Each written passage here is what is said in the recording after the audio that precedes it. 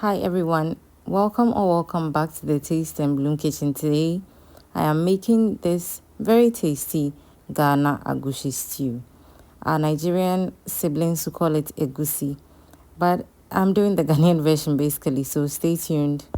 Hopefully by the end of the video you would have been convinced enough to try this recipe and let your eggs rest. After all, they're expensive, don't you think? Let's get started.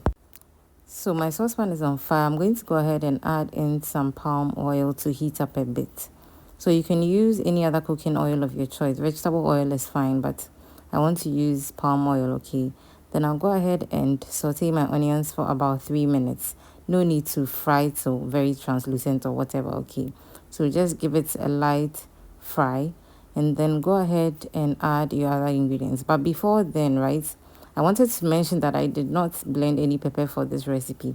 So I'm using powdered pepper, but feel free to use fresh pepper if that's what you like, okay? Next, I'm going in with some blended ginger, garlic, and onions. Correct me if I'm wrong, but I feel like for most African stews, ginger, garlic, and onion blend always makes an appearance, even with our soups. I don't know, I stand to be corrected. So if it's otherwise, let me know in the comment section. So I'll leave this to cook for about 5 minutes so that the onions fry properly. And then when I get back in there, I'll give it another stir and leave it on fire again for about 5 extra minutes. So I don't want my base to taste, I don't know, it has to be delicious, okay? So I'm going to let this fry almost like I'm making shit up, but not quite, okay? And because it's palm oil, as you can see, I have really reduced my fire. That's because palm oil has a really low burning point. So you don't want your kitchen to be smoky while making this, okay? So I'll give it another stir and then cover and allow this to cook again. And then when I get back into the pot, I'm adding my fresh tomatoes. So this is just tomatoes blended, nothing else. For this recipe, I'm not going to be using tomato paste or tomato puree, but feel free to add it if that's what you want. I wanted to maintain some authentic ingredients, flavors in there. That's why I did not add any of those pastes or purees on the market, okay? And also, I'll not be seasoning with any artificial seasoning, but it's your choice, it's your stew, so you can do just that. And also realize that the tomatoes have some water in there or moisture, so I'm going to cook this down completely. When you notice that the oil you used has started to surface on top, then you know you are in business, okay? But meanwhile, let's prep our egusi.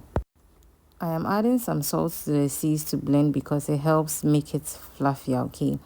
And you can use the powdered form of the agushi already sold in the market, but for personal reasons, I buy the seeds and then I blend them myself at home. So once that is blended, I'll set it aside, and when it's ready, I'll put it into the stew, okay?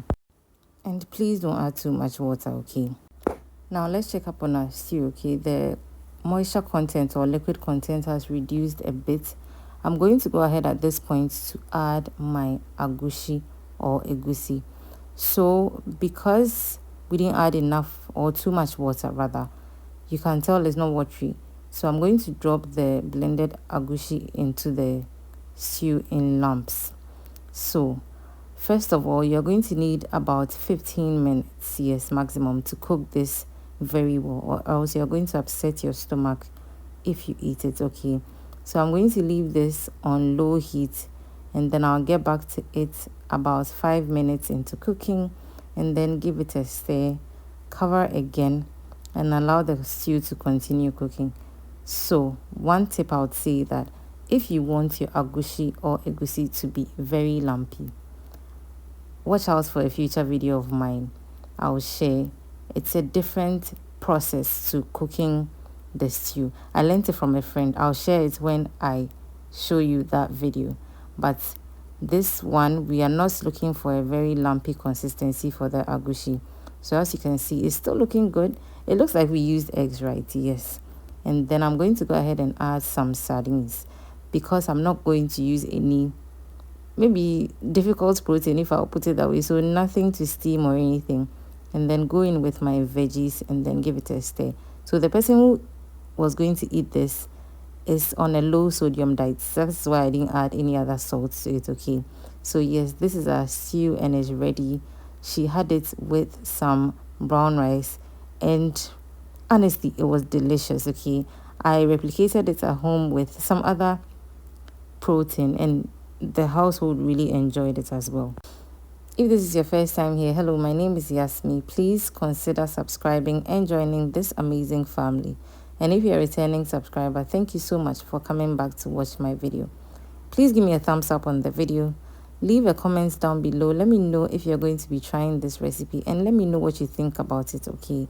And until I see you again in another video, please don't forget to keep blooming.